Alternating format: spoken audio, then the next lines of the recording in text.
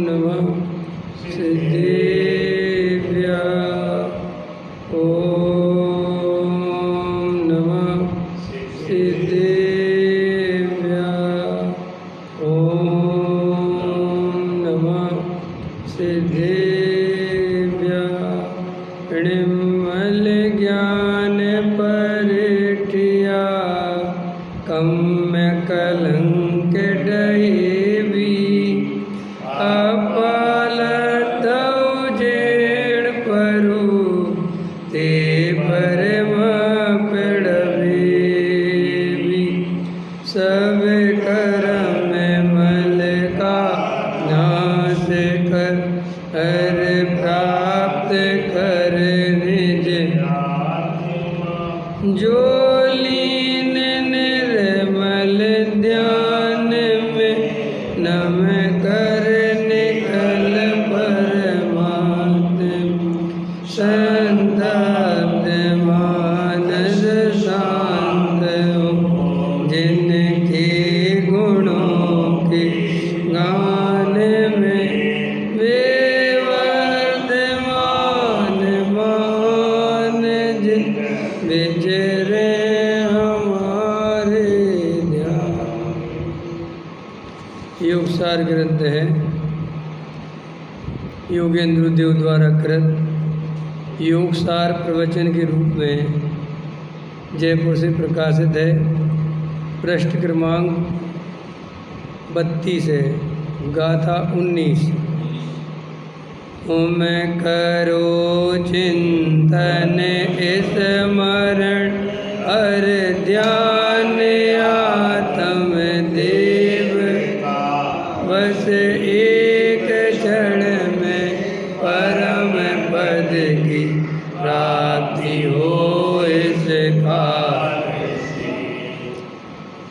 आचार्य कहते हैं शुद्ध भाव से जिनेंद्र देव का स्मरण करो, जिनेंद्र का चिंतन करो, जिनेंद्र का ध्यान करो। ऐसा ध्यान करने से एक क्षण में परम पद प्राप्त हो जाता है। ये चर्चा अपनी चल रही है। अब देखो पृष्ठ क्रमांक 34। रुचि अनुयायी वीर्य, जिसकी रुचि है वही उल्लसित वीर्य से काम करता है। उसका श्रद्धान ज्ञान भी वही काम करता है। जिसे वह आत्मा सुखी कैसे हो ऐसी जरूरत लगी हो और इस आत्मा की दया आई हो। अरे रे, अनंत काल से 84 लाख योनियों के अवतारों में कहीं कोई शरण नहीं, कहीं कोई आधार नहीं, मात्र दुखी होकर तड़प रहा है। ऐसी इसे दया आनी चाहिए। अरे आत्मन, तुझे कुछ सुख हो ऐसे मार्ग को स्वीकार कर। भाई तू जिनेंद्र स्वरूपी है। ऐसा श्रद्धान ज्ञान में ले। ऐसा जिसने श्रद्धान ज्ञान में लिया वह बारंबार जिनेंद्र का स्मरण करता है। अतः स्वरूप में बारंबार एकाग्रता करने से उसे मुक्ति की प्राप्ति होती है। इसलिए यहाँ कहते हैं कि जिन सुमरो जिन चिंतवो जिन ध्याओ, मैं स्वयं वीतरागी परमात्मा हूँ। ऐसा स्मरण कर, चिंतवन कर, इसमें ही एकाग्रता कर। देखो क्या कहते हैं, रुचि के अनुसार वीर्य अर्थात पुरुषार्थ होता है। जहाँ जीव की रुचि होती है वहाँ उसको अपने आप ही पुरुषार्थ जगता है, और जहाँ रुचि नहीं होती है वहाँ पुरुषार्थ नहीं जगता। रुचि के दो अर्थ लो। रुचि का आधार क्या है? हमारी कहीं पर भी रुचि लगती है तो हमें रुचि कैसे होती है? तो आचार्य कहते रुचि का आधार है सुख। इस जीव को जहाँ सुख लगता है वहाँ इसकी रुचि लगती है, और जहाँ सुख नहीं लगता वहाँ इसकी रुचि नहीं लगती।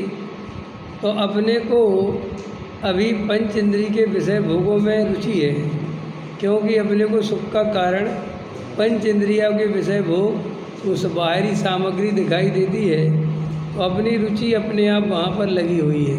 ठीक है, अब अपन क्या करते हैं, वो पर द्रव्य में रुचि तो वही है और पुरुषार्थ करना चाहते हैं आत्मा में। तो आत्मा का पुरुषार्थ होगा नहीं, क्योंकि आत्मा का पुरुषार्थ तो तभी हो सकता है जब ये निर्णय हो जाए कि पर द्रव्यों में सुख नहीं है, संयोगों में सुख नहीं है। ये जब निर्णय हो तो आत्मा की तरफ जीव की रुचि लगे। अब आत्मा की तरफ जबरदस्ती रुचि लगी हुई है, और रुचि असली जो नेचुरल रुचि है वो परद्रव्य में लगी हुई है। तो करना तो चाहता है चिंतन आत्मा का, लेकिन चिंतन होता परद्रव्य का है। तो सोचता है कि परद्रव्य का चिंतन बहुत ज़्यादा परेशान करता है और आत्मा का चिंतन तो बहुत कठिन है साहब, हमारा मन ही नहीं लगता। तो मन की बात नहीं है, प्रॉब्लम ये है कि पर द्रव्य में अभी भी सुख दिखाई देता है। इसलिए वो सुख दिखाई देता है तो बड़े उससे आल्टी पाल्टी मार के रीढ़ की हड्डी सीधी करके भगवान के सामने बड़ा ध्यान करने की कोशिश करता है। और वहाँ ध्यान तो होता नहीं, ध्यान होता है दुकान का, मकान का, संयोगों का, रुपया पैसा का, समझ में आया ना। तो वहाँ सोचता है कि कैसे परिणाम बिगड़ रहे मेरे, बताओ। भगवान के सामने भी दुकान याद आ रही है, लेकिन ये नहीं सोचता मूर्ख कि दुकान याद आ क्यों रही है। दुकान में भगवान तो याद नहीं आते, लेकिन भगवान के सामने दुकान याद आती, कारण तो कुछ होगा। तो वो कहते सर ये बस इतनी सी बात है, तेरी रुचि जो है वो दुकान की, मकान की, संयोग की है, और तुझे आत्मा की सच्ची रुचि नहीं है। आत्मा की रुचि तो जबरदस्ती तुझे करनी पड़ती है, भय के कारण, परंपरा के कारण, सुन सुन के, समझ में आ तो जाता है, लेकिन अंदर में मेरी आत्मा में अनंत सुख है, मेरे को मेरे आत्मा से अनंत सुख मिलेगा, मुझे परद्रव्य से कोई सुख नहीं मिलेगा, ऐसी अंदर में कोई श्रद्धा नहीं है। श्रद्धा तो अभी ये है कि रुपया पैसा, मकान, दुकान, प्रशंसा, पद प्रतिष्ठा, मान सम्मान मिलेगा तो सुख होगा। तो देखो यहाँ कहते हैं रुचि अनुयायी वीर्य, जैसी रुचि जीव की है वैसा उसका वीर्य पुरुषार्थ होता है। पुरुषार्थ के अनुसार रुचि रुचि नहीं होती, रुचि के अनुसार पुरुषार्थ होता है। समझ में आया कि नहीं? पृष्ठ क्रमांक 34 है दीदी, 34 34 हाँ, समझ में आया।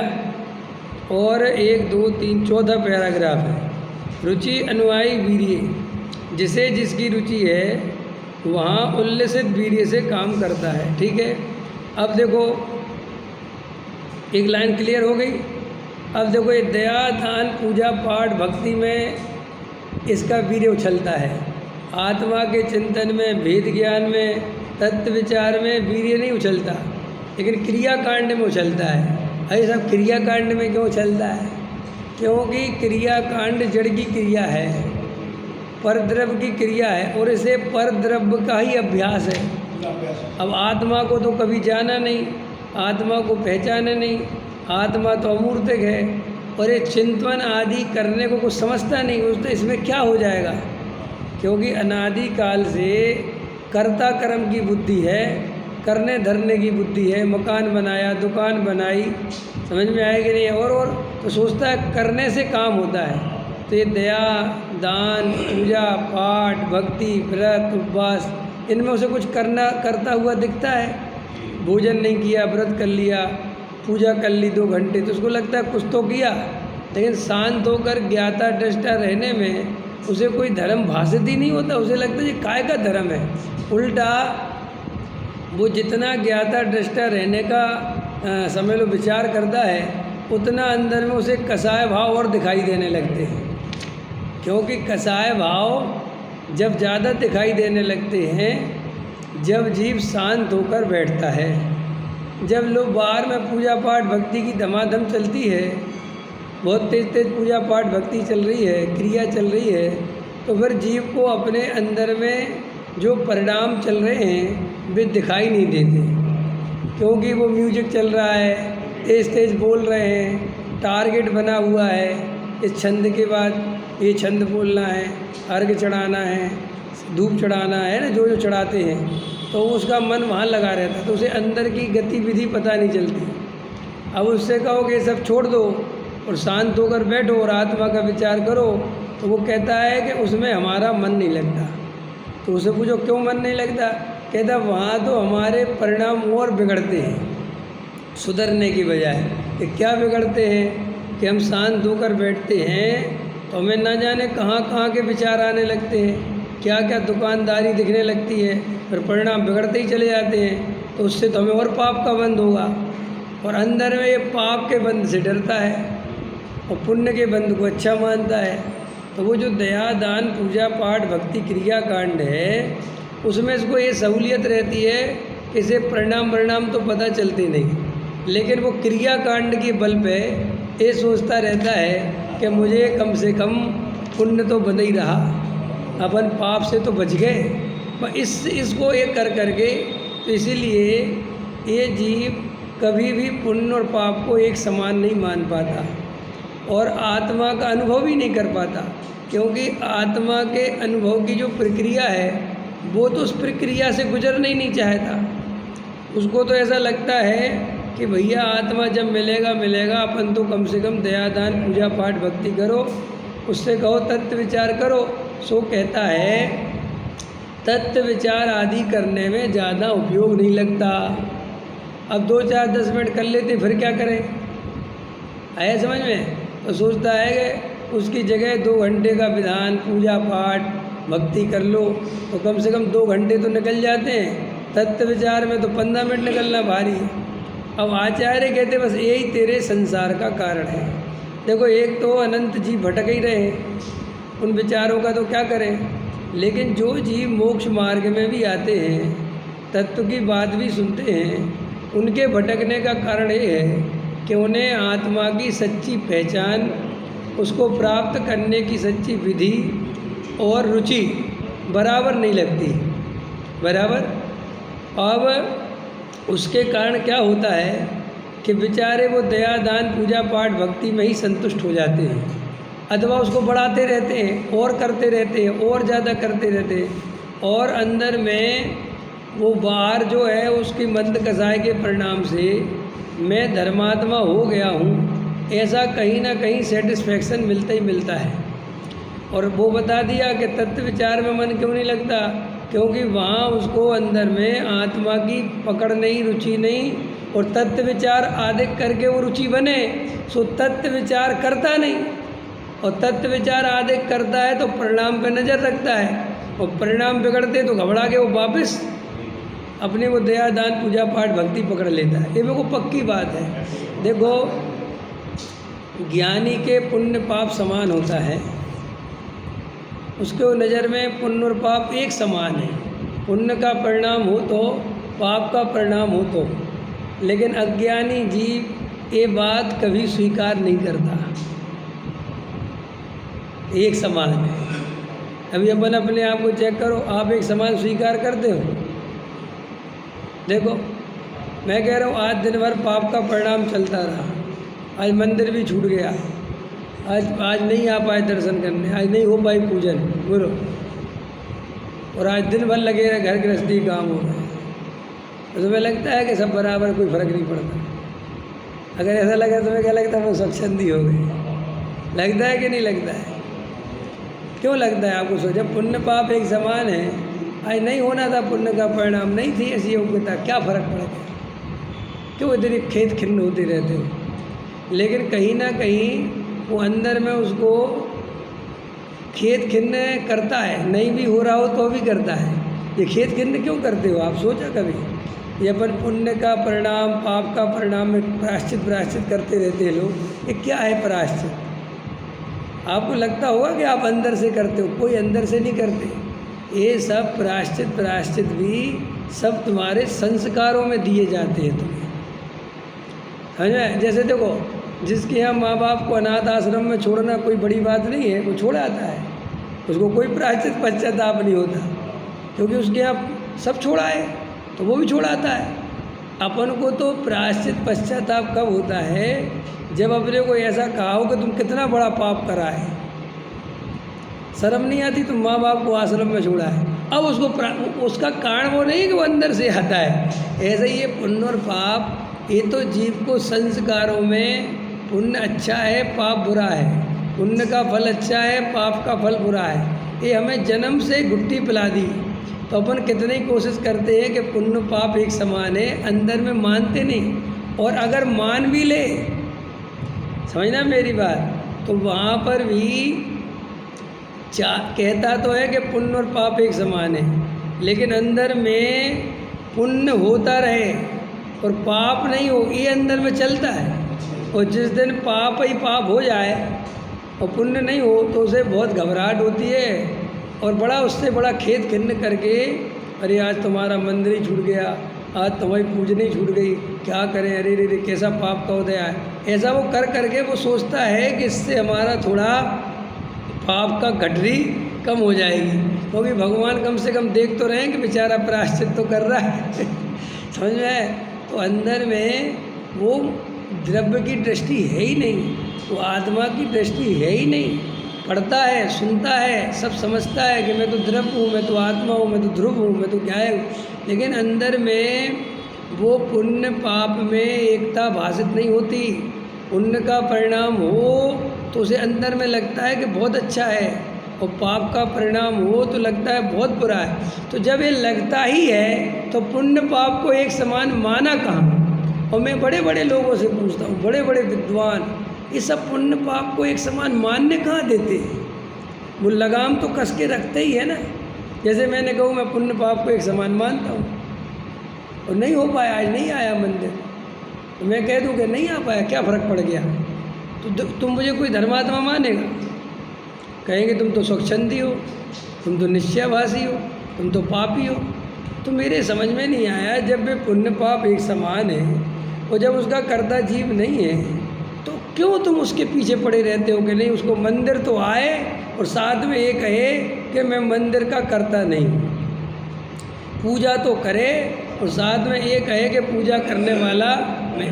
हम मतलब ऐसा चाहते हैं हमारे जीवन में क्रियाएं तो सब हों, पुण्य के परिणाम तो सब हों, और हमारी उसमें कर्ता बुद्धि ना हो, उसमें हमारी धर्म बुद्धि ना हो, ऐसा हम चाहते हैं।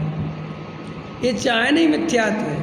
इसका मतलब तुम्हारे अंदर में कहीं ना कहीं उसका कर्तापन है और पुण्य में उपादेय बुद्धि है ना। क्या फर्क पड़ गया, हुआ कि नहीं हुआ, क्या दम है पुण्य और पाप। लेकिन अंदर में आचार्य कहते सल्ल लगा के रखी है बराबर। इसलिए हमेशा सावधानी के नाम पर, क्रिया के नाम पर, विवेक के नाम पर, सब केवल और केवल कर्ता की बुद्धि ही पुष्ट करता है। इसलिए तो मिथ्यात्व जाता नहीं। क्यों नहीं जाता? क्योंकि अपने को स्वतंत्र छोड़ता ही नहीं, अपने अंदर में कसा के रखता है। अंदर में नहीं देखता कि जो परिणाम होगा, जैसा होगा मैं स्वीकार करूँगा, क्या फ़र्क पड़ता है, इन परिणामों का कर्ता वर्ता मैं हूँ ही नहीं। अंदर में परिणाम भी अपने अनुसार चाहता है, क्रिया भी अपने अनुसार चाहता है, और ये भी कहता रहता है कि सब अपनी योग्यता से होता है। आया तो साहब जी, अपनी योग्यता से होता है, ये कहाँ से सीखा? ये भी शास्त्रों से सीखा। और परिणामों का ध्यान रखना चाहिए, ये कहाँ से सीखा? शास्त्रों से सीखा। इसलिए मैं कहता हूँ ये थोड़ा खतरनाक है, जैनियों की मुक्ति बहुत मुश्किल है। आपको लगेगा किसी बात है, क्योंकि जैनी जिस तरीके से अपना धर्म समझ रहे हैं वो समझने का तरीका नहीं है बिल्कुल भी। हम जो निश्चय नए और व्यवहार नए लगा लगा कर, और अंदर में वो ये भी सही है और ये भी सही है, और निश्चय से और व्यवहार से और स्यादवाद, ये जो अपन लगा रहे हैं ना, ये सब, और पर्याय भी और द्रव्य भी और गुण भी, ये सब अपन को कहीं नहीं ले जाने वाले। समझ में? कहीं जा ही नहीं सकते अपन। देखो ये कहानी ऐसी है कि तुमने कभी बैलगाड़ी चलाई। अब बैलगाड़ी में क्या होता है, या घोड़ा गाड़ी, कोई भी गाड़ी, इस वाली लगाम को खींचो तो बैल इस तरफ मुड़ते हैं, और इस तरफ वाली को खींचो तो बैल इस तरफ मुड़ते हैं, और कहीं मत खींचो तो सीधे चलते हैं। समझ में आया कि नहीं आया? है कि नहीं? तो अपन क्या करते हैं, थोड़ी सी एक खींचते हैं थोड़ी सी ये खींचते, फिर ऐसे कर लेते, फिर थोड़ी ऐसे खींचते, फिर तो मन में लगा रहता है कि हमने ये भी खींच ली, हमने ये भी खींच ली, और बैल सीधे ही चल रहे हैं, क्योंकि तुम मुड़ने के पहले जैसे ये खींची, अब वो मुड़ता ही इतने में तुमने दोबारा ये खींच दी, तो वो बराबर बैलेंस में आ गया। ऐसे ही अपन ये बैलेंस बनाते बनाते ये भी सही है, ये भी सही है, ये भी सही है, ये भी सही है, ये भी करना, ये भी करना, ये अपना पूरा भाव ही चला जाता है। और कोई कारण नहीं है सम्यक दर्शन नहीं होने का, और कोई कारण नहीं है। हमें एक भी सिद्धांत में रियल में कोई भरोसा नहीं, क्योंकि उसके साथ हमने 10 सल्ले लगा के रखी हैं। हमारे यहाँ पे तुम्हें पूरा क्रिया का भी ध्यान रखना है, और ये भी मानना है कि क्रिया मैं नहीं कर सकता। अब ऐसा हो सकता है, बोलो, ऐसा हो सकता है कि क्रिया का ध्यान भी रखे और कर्ता भी नहीं माने? आप कहोगे ऐसा हो सकता है?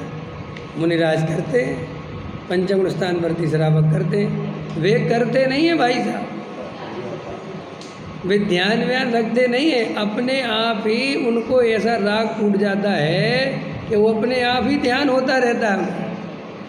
अपने आप ही चलेंगे तो वो 4 हाथ जमीन देख के ही चलेंगे, वे सोच सोच के नहीं चलते कि मैं मुनि हूँ, मुझे 4 हाथ जमीन देख के चलना चाहिए, मेरा नियम है, मेरी ऐसी प्रतिज्ञा का जो पालन करता है वो गारंटी से द्रव्यलिंगी मिथ्या दृष्टि है।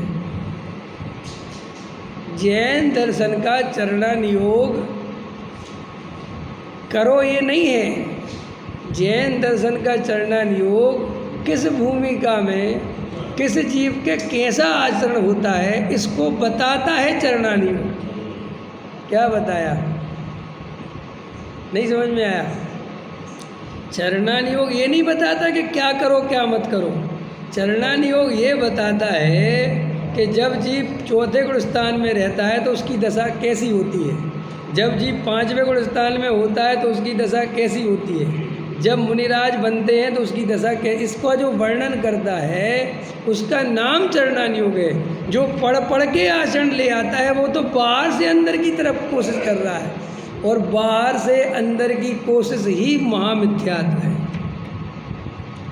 क्यों है साहब? क्योंकि वो कर्तृत्व को लेके आएगी।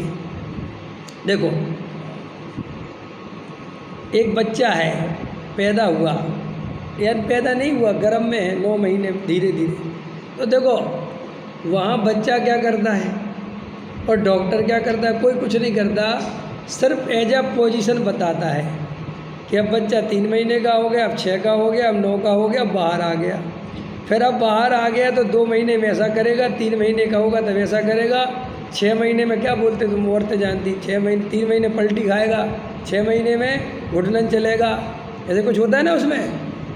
पहले तो करवट भी नहीं ले पाता बच्चा, पता है तुम्हें? ऐसा पड़ा रहता है, बस ऐसा पड़ा रहता है। माँ करवट भी दिलाए तो लेता है, ऐसा पड़ा रहता है, समझ में आया? फिर वो 3 महीने ऐसा कुछ होता है, करवट ले। तो अब ये वर्णन मैं करूं, अब ऐसा वर्णन कर दिया मैंने कि एक बच्चे की प्रक्रिया में ऐसा होता। अब कोई उस पुस्तक को पढ़ पढ़ के बच्चे की चेष्टाएं करे तो क्या होगा? बोलो। अब उसमें लगा कि 1 महीने में करवट लेगा, अब लेकिन कोई बच्चा 35 दिन में लेगा, कोई 40 दिन में लेगा, कोई 45 दिन में लेगा। तूने तो पुस्तक में पढ़ लिया कि 30 दिन में लेगा, तो क्या करेगा तू उसके साथ? बताओ क्या करेगा? गारंटी से तू बच्चे को बेकार कर देगा। योग्यता समझते हो कि नहीं? सब डॉक्टरों की योग्यताएं फेल हैं, मेरे से लिख के लाओ। अगर एक डॉक्टर लिख के दे दे कि इस बच्चे के साथ ऐसा ऐसा, जो कहो वो हार जाऊंगा। सब डॉक्टर कहते बच्चा 1.5 साल में चलना चाहिए, कहाँ चलता है? कोई बच्चा 1 साल में चल जाता है, कोई बच्चा 1.25 साल में चल जाता है, कोई बच्चा 2.5 साल तक नहीं चलता। अभी क्या करे? तुम्हारे गणित कहाँ लागू पड़ रहे हैं? कोई बच्चा 1 साल में इतना बढ़िया बोलता है, 1.5 साल में इतना बढ़िया बोलता है, और कोई बच्चा भाई साहब 3-3 साल तक बोलता ही नहीं। कोई बच्चा शुरुआत में इतना मंद बुद्धि होता है कि उसको देख के लगता है कि साहब ये क्या करेगा समझ में? और वो बच्चा बहुत बड़ा कमिश्नर बन जाता है, IAS ऑफिसर बन जाता है। अब कि क्या हुआ इसके साथ, कैसे हुआ? श्री गुरु कहते हैं ये तेरा गणित सब बेकार है प्रकृति में, हमें तू गणित लगा लगा के मर जा, तेरा भाव पूरा हो जाएगा और तू कभी नहीं समझ पाएगा कि ऐसा क्यों होता है। अब समझ रहे मैं क्या कह रहा हूँ? वस्तु में जो अपन ने जो अंदर में स्वतंत्रता का आनंद नहीं ले रहे हैं, और वस्तु स्वरूप स्वतंत्रता की बात है, उसका आनंद लेना ही वीतरागता का कारण है, और कोई कारण नहीं है। भाई वीतरागी भगवान वीतरागी क्यों है? समझो आप, सर्वज्ञ देव सारे लोकालोक को स्पष्ट अपने ज्ञान में झलकता हुआ देखते हैं, फिर भी उनको एक भी द्रव्य का, उसका एक समय का परिणमन कराने का भाव विकल्प क्यों नहीं आता? इसलिए नहीं आता कि वो वीतरागी हो गए। उन्हें ये बात बहुत अच्छे समझ में आ गई कि कोई किसी का करता धरता नहीं है, एक एक द्रव्य की पर्याय 100% स्वतंत्र है। ये बात उनकी इतनी मजबूती से निर्णय में आई और फिर वे अपने स्वरूप में रम गए और वीतराग भाव को, वीतराग भाव माने यथाचार, जैसा वस्तु का स्वरूप है वैसे हो गए। कि कैसे हो गए? जैसे सभी 6 द्रव्य अपने अपने स्वभाव में परिणमित होते हैं, ऐसे ही ये जीव भी अपने स्वभाव रूप परिणमित हो गया और अब मात्र ज्ञाता दृष्टा बनकर अनंत आनंद को भोग रहा है। अनंत आनंद, प्रति समय अनंत आनंद चल रहा है सर्वज्ञ को, और ज्ञानी को भी चल रहा है। क्यों चल रहा है? क्योंकि अनंत कर्तृत्व बुद्धि अनंत मिथ्यात्व का नाश कर दिया। वो मिथ्यात्व कुछ नहीं है, यही मिथ्यात्व है कि हम वस्तु स्वरूप को नहीं समझते, या समझाने वाले या समझने वाले दोनों ही ऐसी गड़बड़ कर रहे हैं कि वो कहीं ना कहीं पकड़ के भी रखना है। आदमी पत्नी के साथ सुखी नहीं रहता, घबराना नहीं, या पति पत्नी के साथ सुखी नहीं रहती अधिकतर। क्यों? इसलिए नहीं रहती कि वो पूरी तरह स्वीकार नहीं करती और पूरी तरह अस्वीकार नहीं करती। थोड़ा स्वीकार करती है और थोड़ा अस्वीकार करती है, अब उसके द्वंद्व चलता है। कभी तो अच्छा लगता है और कभी बहुत बुरा लगता है, कभी अच्छा लगता है कभी बुरा लगता है। अब आचार्य कहते देखो इसके अंदर में क्या हो रहा है, ना तो छोड़ ही पा रहा। ऐसे ही पुण्य करना भी चाहता है और पुण्य को हे भी कहता है। क्रिया कर नहीं सकता और क्रिया कर भी सकता हूँ। और अपने यहाँ तो पढ़ाई भी ऐसी है कि नहीं, एक अपेक्षा कर सकते हो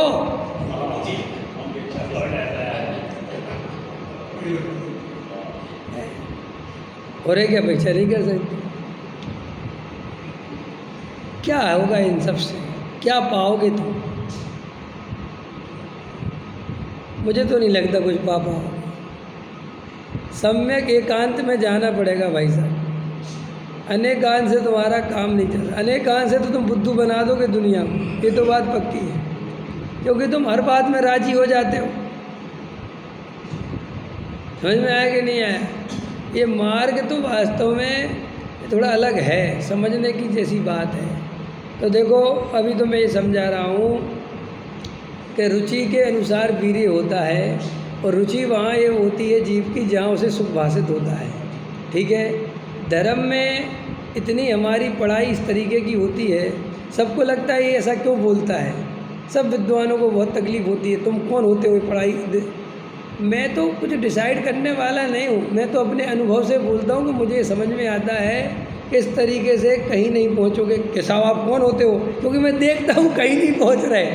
आया समझ में कि नहीं? तुम्हारे प्रश्न, तुम्हारी बातें, अब लोग देखो इतने प्रश्न सुनते हैं, मेरे ही सुनते हैं साल। वो प्रश्न पूछेंगे, फलाने महाराज जी ये कह रहे हैं, आप उसमें क्या कहना चाहते हो?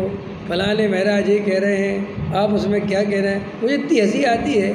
मैंने कहा इनको 1-2 साल से प्रश्न सुन रहे हैं, इनको इतना ही नहीं समझ में इन महाराजों को क्या सुने और क्या इनके जवाब दें।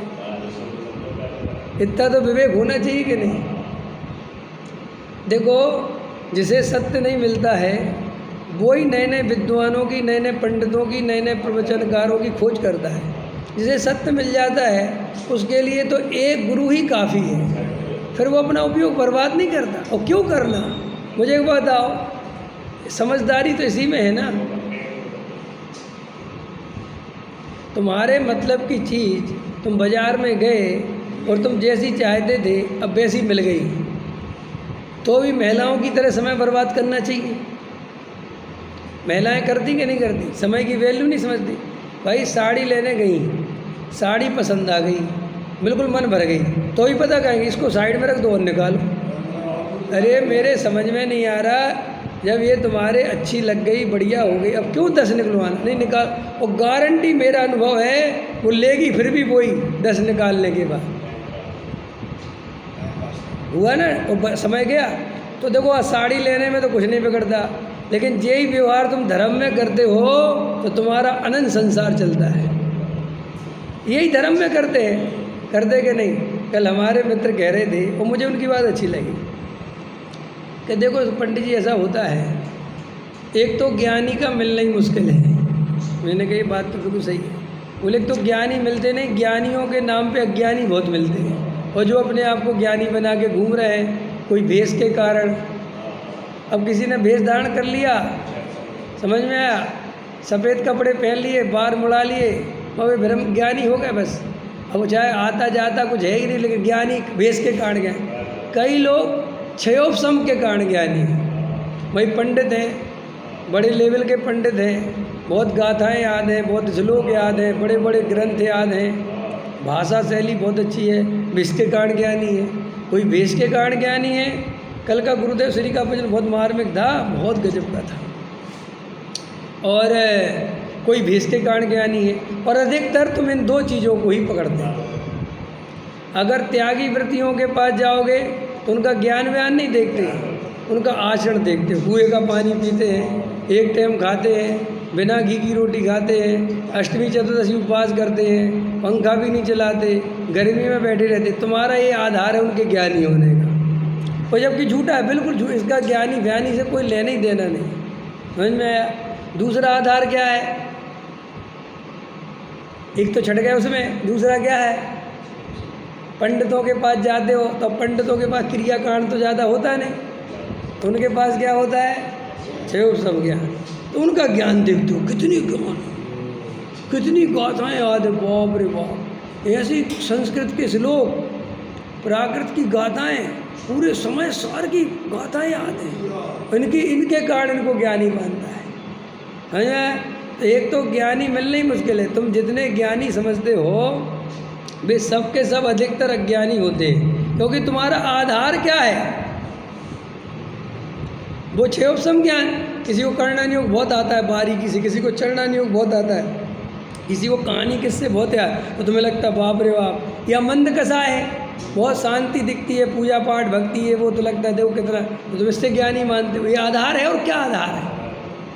अब आचार्य कहते हैं कि एक तो ज्ञानी मिलना मुश्किल है, और ये अज्ञानी को ही ज्ञानी समझ लेता है। एक तो कहानी समझना मेरी बात, और इतने अज्ञानियों के पास घूमा है कि उसमें बीच में एक ज्ञानी मिला भाग्य से। समझना मेरी बात, धारणा की बात बता रहे हैं। जैसे कभी तुम उदाहरण देखना, जैसे स्कूटर पे जा रहे हो और सब्जी के ठेले वाले लगे हुए हैं, और तुमने और स्कूटर चलाता जाता है आदमी। अब सब्जी के ठेले वाले से पूछा क्या रुपए दे रहा लौकी?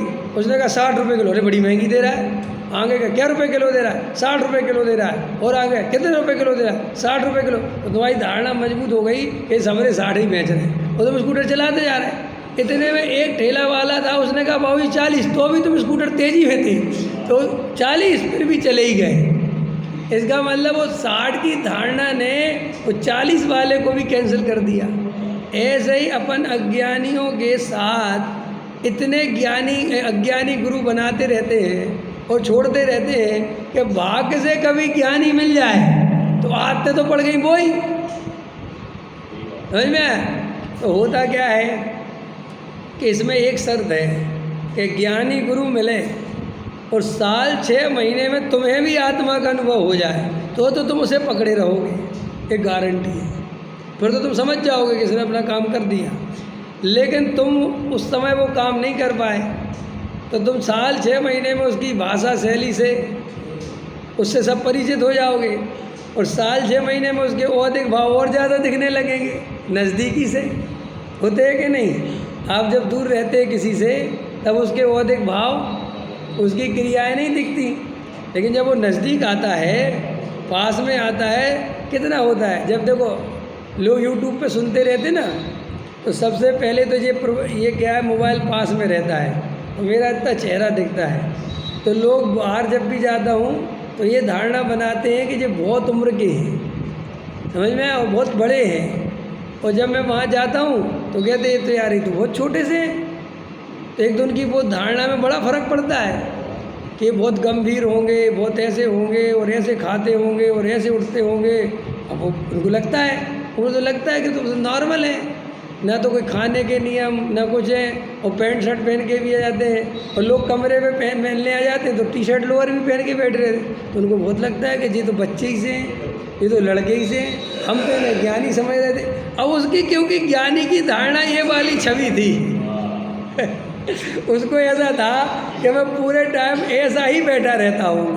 ये देखो अपने अंदर रहता है, समझ में। जैसे अपन ने दादा को जिस रूप में देखा, तो तुम दादा को याद करना तो तुम्हें वही रूप दिखेगा, कोई दूसरा रूप याद आएगा ही नहीं कि दादा को तुम्हें धोती कुर्ता के अलावा कुछ और रूप दिख जाए। एक बार दादा मैं गया और धोती कुर्ते की जगह पजामा पहन के बैठे थे, समझ में आया कि नहीं आया, और ऊपर वो बंडी डाल, इतना मुझे ऐसा लगा कि ये क्या है, देखो फर्क पड़ता है कि नहीं। तो वो इमेज बहुत बड़ी खतरनाक चीज़ है ही वो। अब वो मनोविज्ञान है, उसका हम कुछ कर भी नहीं सकते। तो बहुत सारे लोग जब बाहर जाते ना, मैं इसलिए बोल देता हूँ कि कम से कम उनकी इमेज गिर जाए कि यार मैं ऐसा भी हूँ। तो वो कह के बाद में बड़े संकोच के साथ, पंडित जी हमने तो आपके बारे में कुछ और ही सोचा था हमने तो कुछ और ही सोचा था। अब मैं कहूँ क्या सोचा था तुमने कि आप तो बड़े ऐसे हो गए, आप तो ऐसे हो गए। तो एक तो ये सबसे बड़ी प्रॉब्लम है। तो वो और भाव देखता है साल 6 महीने। अब मान के चलो गुरु जा, और ऐसे भी होते कई उतावले, वे ज़्यादा ही नज़दीक आने की कोशिश करते ना गुरु के, और अभी खुद तो अज्ञानी है, और एकदम जल्दी उसको समझ लो ज्ञानी गुरु मिला भी तो एकदम उसके करीब जाने की कोशिश करता है। अब करीब जाने की कोशिश करता है तो क्या होगा भाई, प्रवचन से अलग जब तुम मिलोगे, मेरे साथ रहोगे, तो क्या होगा कि मेरे राग देश दिखेंगे, मेरी कसाएँ दिखेगी, मेरी क्रियाएं दिखेंगी। तो तुम्हें धीरे धीरे वो जो अंदर में ज्ञानी लग रहा था वो क्या लगने लगेगा, अज्ञानी। एक बात, और दूसरी बात, साल 6 महीने में हो जाओगे बोर, क्योंकि उसकी भाषा शैली से परिचित हो गए। अब गारंटी से तुम उसे छोड़ के फिर एक नया ज्ञानी तलाश करोगे। और इस समय वैरायटी बहुत है। इस समय ये है कि तुम्हें भागना भी नहीं किसी के पास, क्योंकि यूट्यूब पे ही वैरायटी है। अब लोग कितने खतरनाक हैं, एक दिन में 5 पंडितों के प्रवचन सुन लेते हैं, कितना गरिष्ठ भोजन पचा लेते हैं। नहीं, खतरनाक बात नहीं है भाई, एक साथ 5 आदमियों के प्रवचन कैसे सुन सकता है यार। लेकिन सब सुन लेता है, सब सुन, और किसी का ही बैठा दो सब सुन लेता है। एक तो वे लोग हैं जो सुनने के लिए ही सुनते हैं, जिन्हें इससे कोई फर्क नहीं पड़ता कि हमारा क्या निर्णय हो रहा है, हमें क्या समझ में आ रहा है। उनकी एक ही अवधारणा है कि प्रवचन सुनना चाहिए, और सब जनवाणी की बात सुना रहे हैं, सब जिनेंद्र की वाणी है, चाहे विवेक सुनाए चाहे कोई सुनाए, इससे कोई फर्क नहीं पड़ता। और ऐसे भेदभाव करना तो जिन आज्ञा के खिलाफ है। अब ये पता नहीं किसने बता दी जिन आज्ञा।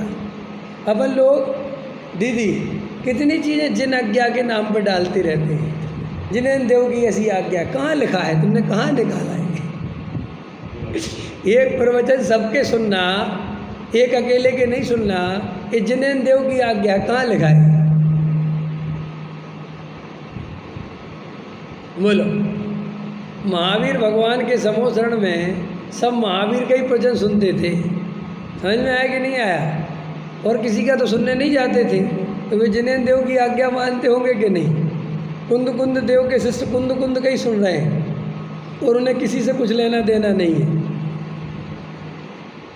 समझना मैं क्या कहना चाहता हूँ? हमारे यहाँ कहते तो हैं कि हम अन्य धर्म से अलग हैं, लेकिन हमने परंपराओं को डेवलप किया वैसे ही है जैसे अन्य मतियों ने किया। उनके यहाँ जैसे राम कथा कोई भी सुनाए सुनो, सौभाग्य की बात है। नारायण कथा कोई भी सुनाए सुनो, क्योंकि वहाँ राम ने रावण को मारा कि रावण ने राम को मारा, इससे कोई फर्क नहीं पड़ता। तुम्हें विवेक लगाने की जरूरत नहीं है, तुम तो सुनो बस और वह कीर्तन चलने दो। ऐसे ही हमने भी किया है। भैया कोई का प्रवचन हो तुम तो श्रद्धा से सुनो, तुम तो बहुत भावों से सुनो। देखो भैया सबकी भाषा शैली अलग अलग होती है, सबके बताने का ढंग अलग होता है, उसमें अपन को भेदभाव नहीं करना चाहिए। अपन को तो एक बच्चा सुना रहा हो तो और एक बूढ़ा सुना रहा हो तो जिनवाणी है साहब सुनना चाहिए। ये तुमने कहाँ से निकाला, ये जिनेंद्रियों की आज्ञा है।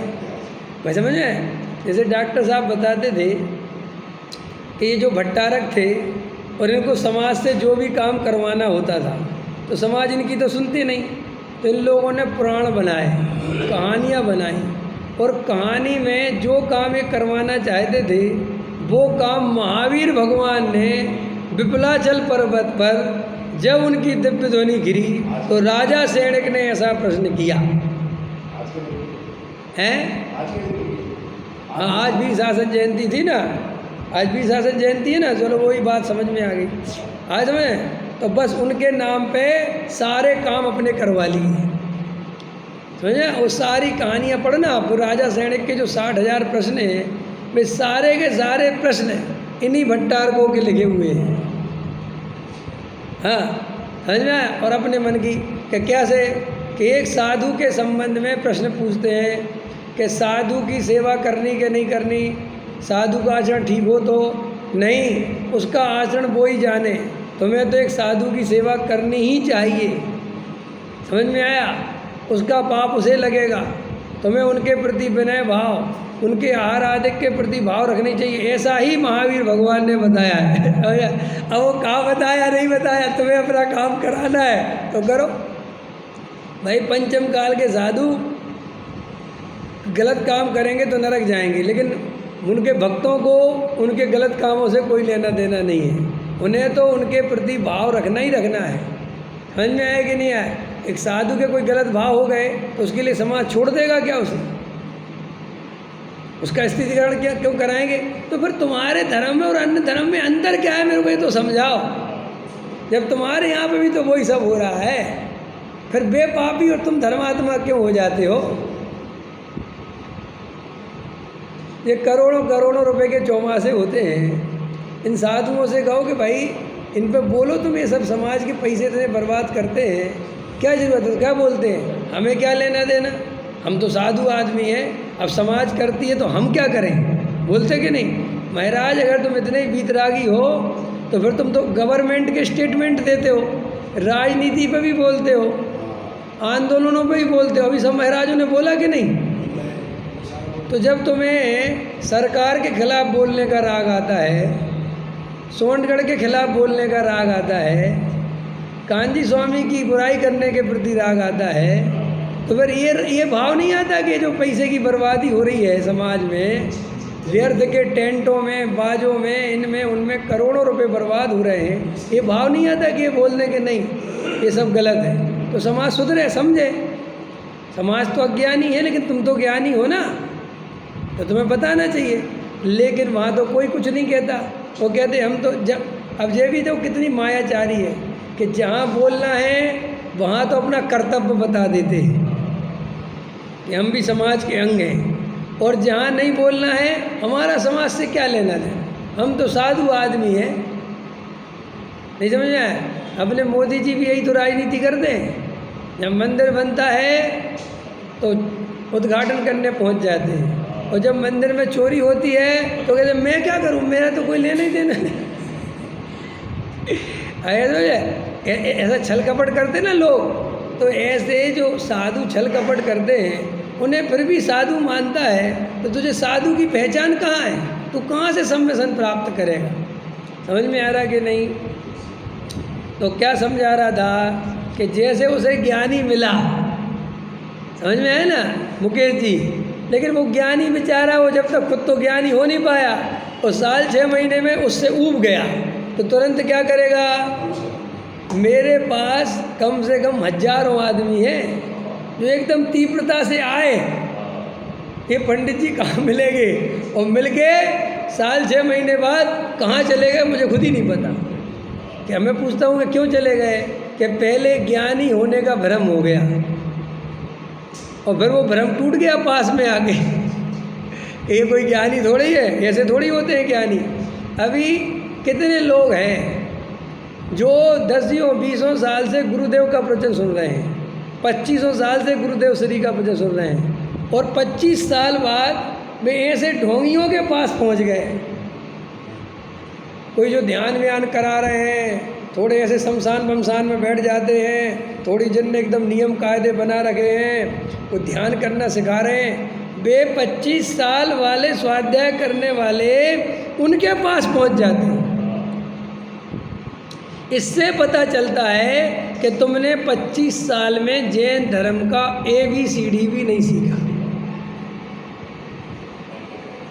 तुम 25 साल बाद जो गुरुदेव कांजी स्वामी को सुनने के बाद भी इस तरीके का ढोंग जो भूमिका के अनुसार, गुणस्थान के अनुसार वो है ही नहीं जैन धर्म में, वो उसको कर करके बड़ा साधु बन गया है, बड़ा पंडित बन गया है, बड़ा त्यागी व्रती बन गया है, अजीबोगरीब क्रियाएं कर करके। एक आदमी इसलिए बहुत मशहूर है कि वो 1 घंटे तक आंख बंद करके ही बोलता है, इससे वो ज्ञानी हो गया। एक आदमी इसलिए मशहूर है कि साहब वो ध्यान कराता है 3 टाइम अलग अलग और बराबर सब लिखना होता है, और सफ़ेद कपड़े सबको पहनने पड़ेंगे जब वो ध्यान कराता है। सब पीले कपड़े नहीं चलेंगे, नीले नहीं चलेंगे, वो इसके कारण ज्ञानी हो गया। देखो, मैंने देखा जीव स्वतंत्र रहना चाहता ही नहीं। जीव के अंदर स्वतंत्रता की भाव, वो किसी ना किसी के बंधन में, किसी ना किसी अनुशासन में, किसी ना किसी हंटर के नीचे रहना ही चाहता है। बोलो, जैसे आप लोगों से मैंने कह दिया, आप लोगों ने कहा पंडित जी हम प्रवचन में आते हैं, हमें कैसे बैठना चाहिए? हमने कहा जैसा मन करे वैसे बैठ जाएगा। तो तुम्हें मैं ज्ञान ही नहीं लगूंगा, तुम्हें लगूंगा ये आदमी कोई काम का नहीं। पक्की बता रहा हूँ मैं। और मैं कहूँगा सुनो, रीढ़ की हड्डी सीधी चाहिए, क्या जनवाणी सुनते हो, सफ़ेद कपड़े पहन के आओ और जब बाल छोटे छोटे करा के आओ, तुम्हें पता मैं बड़ा ज्ञानी लगूंगा, जबकि मैंने तुम्हें परेशान किया है। कैसा जगत है नहीं उल्टा। मनमोहन सिंह सबको बुरा लगता था, बेवकूफ़ लगता था, मोहन सिंह लगता था, जबकि वो सबसे ज़्यादा काम करने वाला आदमी था, सबसे ज़्यादा पढ़ा लिखा था, जिसकी लिखी हुई पुस्तकें हार्वर्ड यूनिवर्सिटी में पढ़ाई जाती है। समझ में आया? वो आदमी अपने देश में मोहन सिंह लगा। और मोदी दिन में 3 दफ़े कपड़े बदलता है, वो पूरी स्टाइल में रहता है। ये लोगों को बड़ा ज्ञानी लगा, बड़ा काम का लगा। है नहीं जगत का स्वरूप कैसा है? बोलो, लाइनों में लगाने वाला ये पूरे देश को लाइन में किसने लगवा दिया? डर का माहौल, भय का माहौल, ये सब का माहौल इसने पैदा किया। तो भी गजब की बात है, जनता के दिए आदमी सही है। पता नहीं ऐसी फितरत क्यों है जीव की, जो उसे स्वतंत्रता दे, जो उसे बढ़िया दे, वो उसकी वैल्यू नहीं करता। ये पता, सच में प्रकृति ऐसी है। और बताऊं खतरनाक थोड़ा सा, घबराओगे तो नहीं, जेल जाना है। जैनियों की महिलाओं को, बच्चियों को जितना सुख है, इतना सुख किसी समाज में नहीं है। फिर भी जैनों की लड़की अजैनों से शादी करती, आश्चर्य है कि नहीं?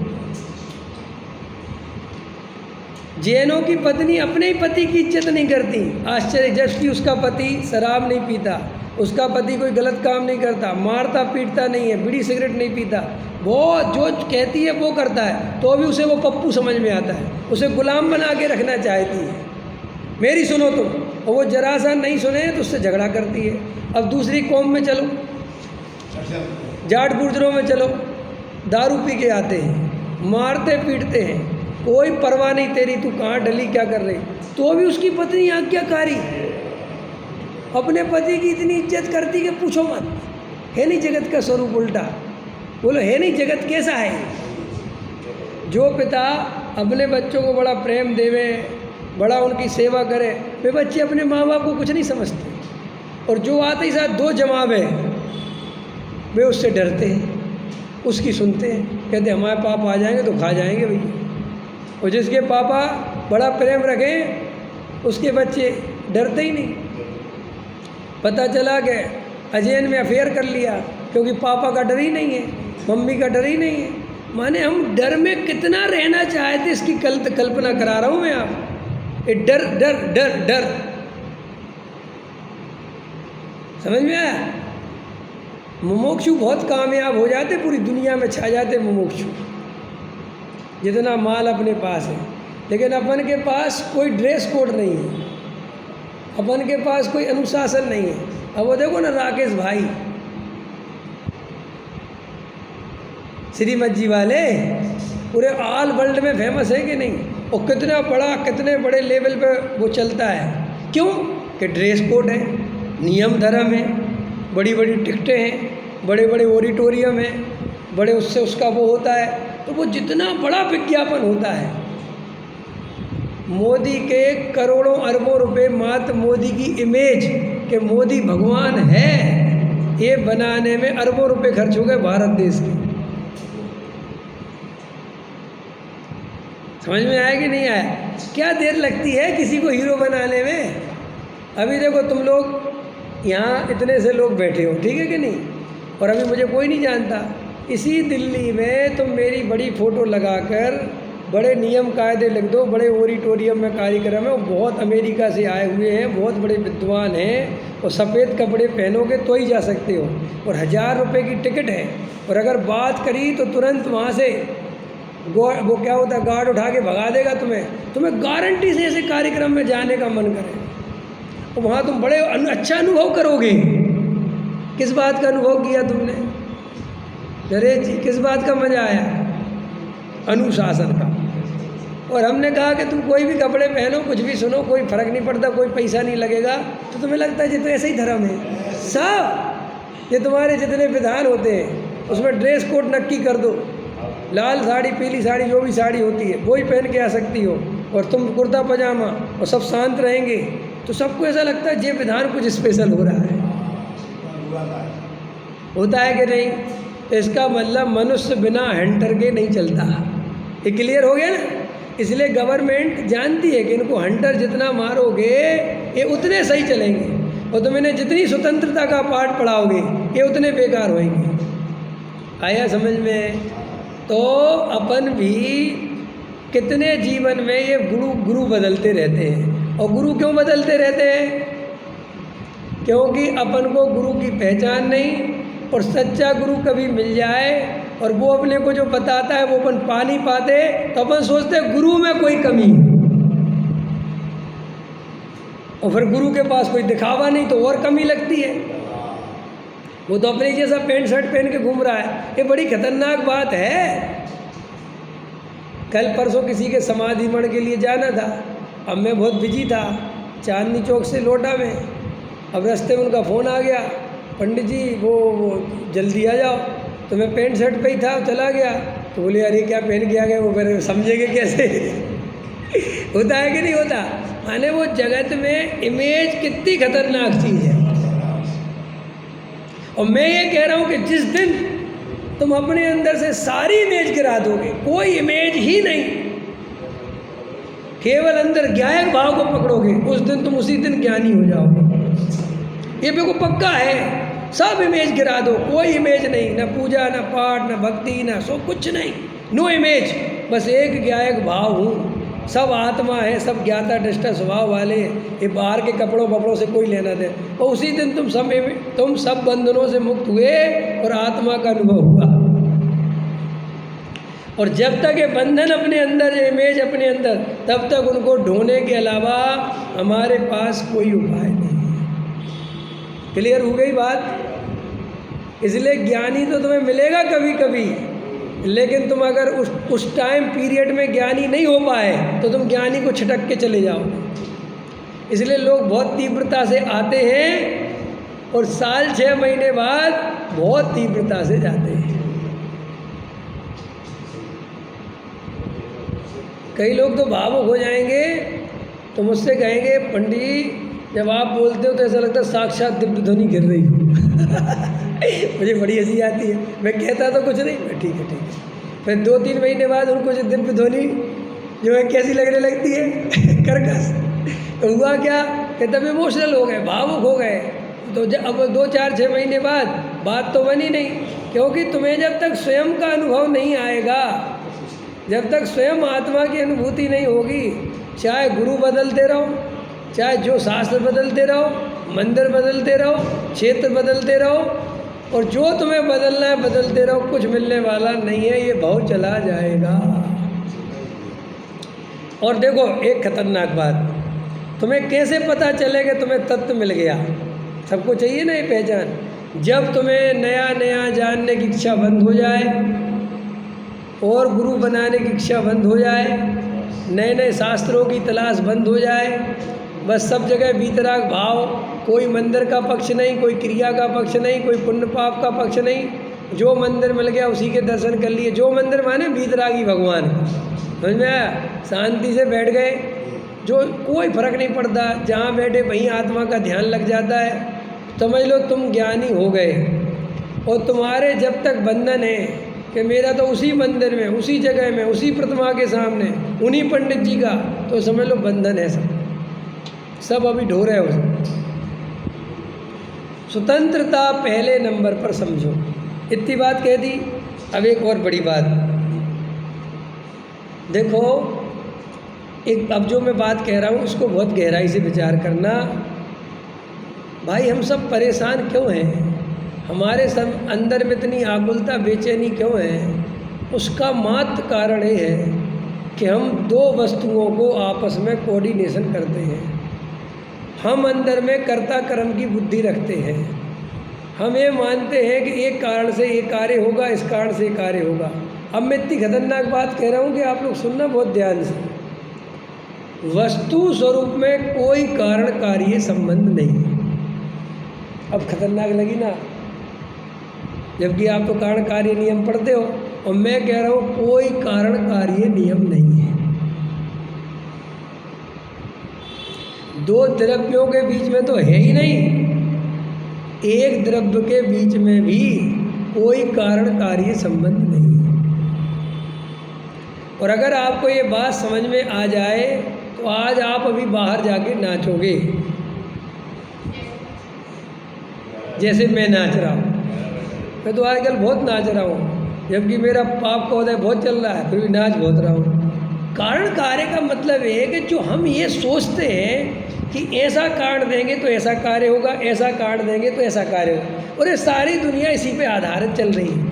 लेकिन आप बहुत गहराई में जाके देखोगे तो कोई कारण कार्य नक्की नहीं होता। जैसे अपन सोचते हैं कि शुद्ध भोजन करने वाला आदमी है तो उसको सोच समझ के बढ़िया भोजन करे तो उसे निरोगी रहना चाहिए, ऐसा अपन कारण कार्य मिलाते हैं। लेकिन आपका कोई कारण कार्य नहीं मिलता।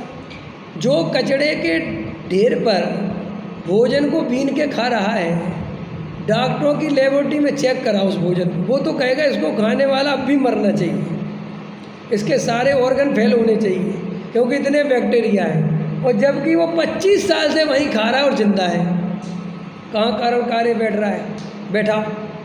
और एक आदमी बिल्कुल अटपेरा का घी, केला कितना नुकसान करता है, बादाम कितना फ़ायदा करता है, काजू कब नुकसान करता है, दही कब नुकसान करता है, पूरी पुस्तक बना रखी बेचारे ने।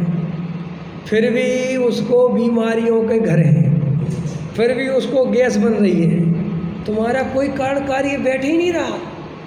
और चलो होशियार माँ बाप हो तो बच्चे कैसे होने चाहिए बताओ? लेकिन होशियार माँ बाप के यहाँ गधे पैदा होते हैं, और गधे माँ बाप के यहाँ इंटेलिजेंट बच्चे पैदा होते हैं। कौन सा कारण कार्य नियम बैठ रहा है? बताओ। बैठाओ बैठाओ। अब देखो तुम्हें स्वतंत्रता और भाषित हो गई। एक आदमी देवेंद्र जी कोमा में चला गया, सारा खत्म हो गया मामला, है कि नहीं? उंगली भी नहीं हिला सकता। मज़ेदार बात है, वो मर नहीं रहा, लेकिन उसकी हार्ट बीट काम करती रहती है, सांस। अब डॉक्टर कहते हैं सांस चल रही इसलिए जिंदा है, जबकि बाकी कुछ काम नहीं कर रहा। ये कैसा नियम है भाई? लेकिन गजब की बात है, उसके जो हार्ट बीट वाले पुद्गल परमाणु हैं उनकी योग्यता है काम करने की, और पूरी बॉडी बेकार है, लेकिन वो हो सकता है 10 साल तक काम करते रहे, 20 साल तक करते रहे, और वो पढ़ा रहे। अब उल्टा करो, एक अच्छा हट्टा कट्टा नौजवान जो अभी बिल्कुल 34 साल का लड़का अच्छा बढ़िया शरीर और जिम कर रहा है, रास्ते में अटैक आ गया। अब गजब हो गया, ये कैसा सिस्टम है भाई? इसकी पूरी बॉडी अच्छी है, पूरे ऑर्गन अच्छे हैं, और उसको अटैक क्यों आ गया? कोई कारणकारी नियम संभव ही नहीं समझ में आ रहा कि हो क्या रहा है। लगा के देखो, लगाओ, बाप रे बाप, कहीं बैठ ही नहीं रहा कोई कारणकारी नियम। और आप पूरी जिंदगी भर सारी टेंशन काय की ले रखी है, कारण कार्य आप यही तो खोजते फिर रहे।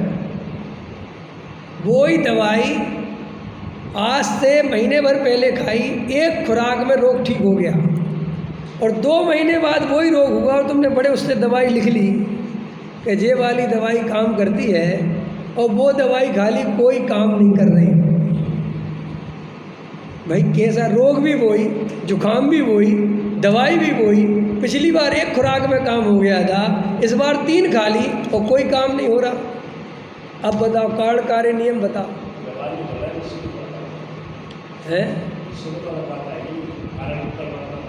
अरे अभी छोड़ो, अभी तो ये समझो, वो भी समझाएंगे। अभी तो तुम पहले बाहर का गणित समझो, क्योंकि हमारी चिंता भी अंदर के गणित की नहीं है, हमारी तो सारी चिंता बाहर के गणित की है। आप सोचते हो भाई तो कर्म है, वे तो निमित्त मात्र है, वे भी कोई करता, उनके कोई कारण कार्य नहीं है। कर्म के कारण कुछ नहीं होता, ये भी सुन लो, वो तो निमित्त है। जैसे ये निमित्त है, ऐसे वो भी निमित्त है। तो साहब कौन है फिर? तत्समय की योग्यता, दैट्स ऑल। उपादान, क्षणिक उपादान, वो ही डिसाइड करता है ये कार्य होगा कि नहीं, और उस क्षणिक उपादान को कोई नहीं बना सकता।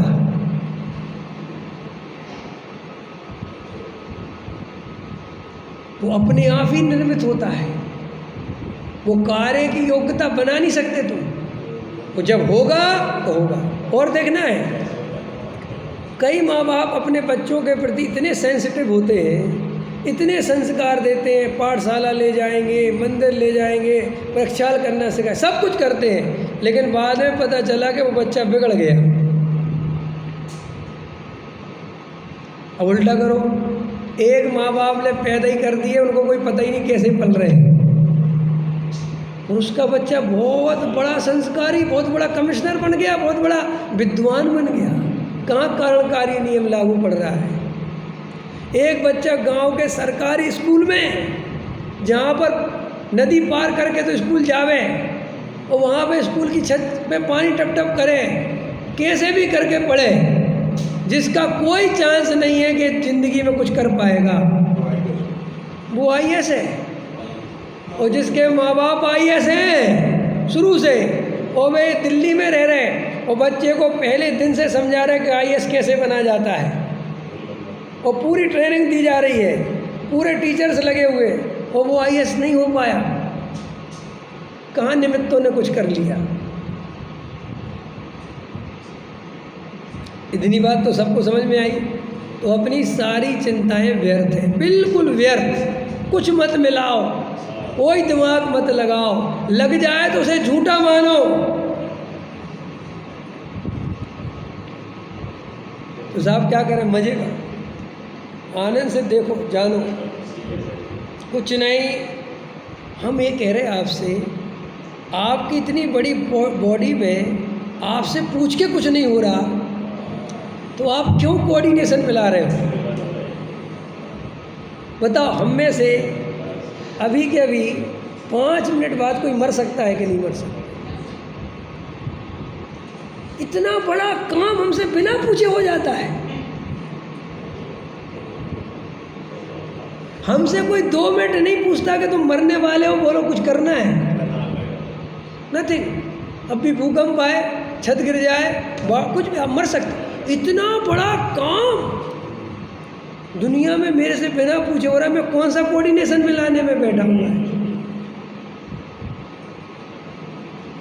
और सारी दुनिया शिक्षा देती है, दिमाग लगाओ, कोऑर्डिनेशन बैठाओ, बहुत दिमाग लगाओ। क्या दिमाग लगाएं हम? कौन सा दिमाग लगाएं? 1000 आदमी, वो तुम्हारा कौन था, वो वो 150 बरस जीना चाहता था। वो क्या नाम भूल जाते हैं, वो नाचता था वो, समझ में आया? माइकल जैक्सन, दुनिया भर की व्यवस्था कर रखी, मर गया 50-55 साल में मर गया। क्या कारण कार्य, 6 डॉक्टर रोज बैठा के रखता था वो, एक चीज ग्लव्स पहन के खाता था वो, मर गया। और हमारे हिंदुस्तानी वो काम कर रहे हैं, पसीना बह रहा, और वहीं रोटी ले आए बासी तबासी, और बेचारे ने अपनी एक प्याज ली और खा गया, और वो जिंदा है, सारे ऑर्गन काम कर रहे हैं। मैं कह रहा था ये आदमी ठीक है। अब देखो, ये तो मैंने इस पे घटित करके दिखाया। अब धर्म पे आओ। धर्म पे कौन सा कारण कार्य बैठता है? आदिनाथ भगवान जब सर्वार्थ सिद्धि में थे तब छायक सम्यक दृष्टि थी, उसके पहले भी छायक सम्यक दृष्टि थी, बराबर। तो कारण तो ये कहता है कि इस आदमी को नीचे जाके तुरंत दीक्षा लेनी चाहिए। कारण तो ये कहता है कि नहीं? अगर अपन कारण पे नज़र डालो तो कारण क्या कहता है कि इस व्यक्ति को जो रात दिन धर्म ही में लगा हुआ है, तत्व के अलावा कुछ नहीं कर रहा, तो नीचे जाके 8 वर्ष की उम्र होते दीक्षा लेनी चाहिए कि नहीं लेनी चाहिए? कहाँ नियम लागू हो रहा? वो व्यक्ति 83 लाख पूर्व तक नीलांजना का नृत्य देख रहा है, और छायक सम्यक दृष्टि है। क्यों पुरुषार्थ करके वो चारित्र मोह का नाश नहीं करता? क्यों दीक्षा नहीं लेता? 2 कारण। और खतरनाक सुनो, वे जब दीक्षा लेते हैं, भावलिंगी मुनिराज है, नकली तो होते ही नहीं, असली है, उन्हें 1000 वर्ष लग जाते हैं केवल ज्ञान लेने। क्यों भाई, क्यों लग गए? क्या कारण? तुम कहते हो कि साहब पुरुषार्थ की कमी थी। क्यों कमी थी? क्या गलती कर रहे थे? क्यों नहीं कर पा रहे थे पुरुषार्थ? दो जवाब दो, क्या विकल्प था? और भरत जी ने ऐसा कौन सा महान काम कि वे अंतर्मुख में केवल ज्ञानी हो गए, और जबकि उनको तो और कारण देखो तो बिल्कुल विपरीत कारण है। भरत जी को तो 10,000 वर्ष लगने चाहिए थे केवल ज्ञान लेने में। क्यों? क्या भरत जी तो एंड मूवमेंट तक कसायों में, संयोगों में लगे रहे, और भरत जी बाहुबली को दीक्षा दिला दी, लड़ाई झगड़े कर लिए, तो कितना कर्म बंधा होगा कि नहीं? कितने अभिमान किया, तो भी अंतर मुहूर्त में केवल ज्ञान हो गया। इसका मतलब कोई कारण कार्य घटित ही नहीं हो रहा। महावीर भगवान के ज्ञान में ये पूरा पंचम काल झलका होगा कि नहीं? कि क्या होगा? उनने कोई व्यवस्था करी? क्योंकि वे जानते थे कोई कारण कार्य संबंध नहीं है। सोचो बात, इस पर विचार करना, और विचार साहब इसको सिद्ध करके दिखाओ। अभी लोग, तुमने ध्यान नहीं दिया, प्राग भाव और प्रदंश भाव, वो ये कहता है कि एक ही द्रव्य में उत्पन्न होने वाली पर्याय का पूर्व की पर्याय से कोई संबंध ही नहीं है। मेरी एक समय की पहले पर्याय मिथ्यात्व की थी, और अगले समय की पर्याय मेरी सम्यक की है। दोनों में क्या कारण कार्य है? अगर कारण कार्य मानो तो मिथ्यात्व कारण है सम्यक दर्शन का। फिर तो एक समय पहले पाप का परिणाम था, अगले समय पुण्य का परिणाम। कहाँ कोऑर्डिनेशन बैठ रहा? अब जब उन्हीं पर्यायों में नहीं बैठ रहा, तो 2 द्रव्यों के बीच में कैसे बैठ जाएगा? क्लियर? और देखो क्लियर, सम्यक दर्शन हो गया, श्रद्धा सम्यक हो गई, और चारित्र में भाई साहब को चक्रवर्ती बनने का भाव आ रहा। श्रद्धा में एक पुद्गल परमाणु अपना नहीं मान रहे, और चारित्र में कह रहे एक भी बचना नहीं चाहिए। एक ही द्रव्य के 2 गुणों की पर्याय में कितना अंतर है?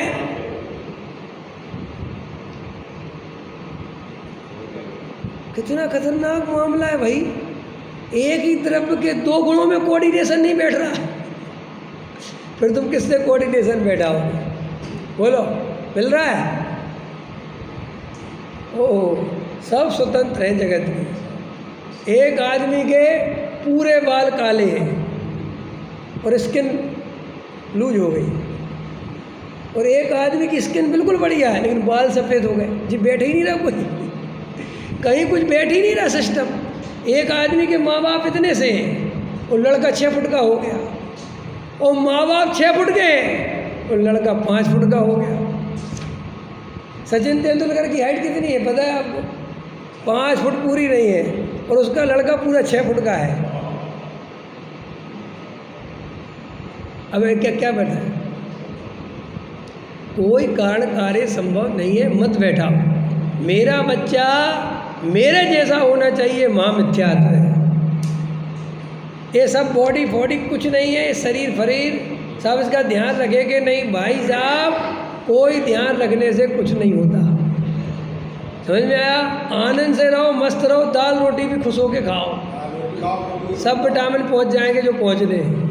और अगर मरना होगा तो रोज़ काजू बादाम खाओ, तो भी डॉक्टर कहेगा तुम्हें विटामिन की कमी है।